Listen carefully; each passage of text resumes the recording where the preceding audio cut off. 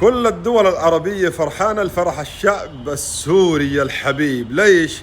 السعودي يحتفل، واليمني يحتفل، والمصري يحتفل، والليبي والسوداني والجزائري كل الدول العربية بلا استثناء. لماذا؟ لأن المواطن والشعب السوري كالغيث، أينما وقع نفع. أمانة عاشرنا سوريين باليمن، وعاشرنا سوريين بالمملكة العربية السعودية، أخلاق، أدب، شهامة، نخوة، كرم، طيب.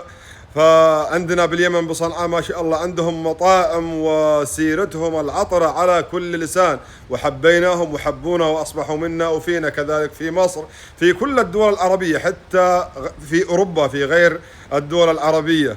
فهذا الشعب العظيم وهذه البلاد العظيمة تستحق هذه الفرحة، وتستحق أن تعود سوريا الحبيبة التي عهدناها، التي تستقبل الزائر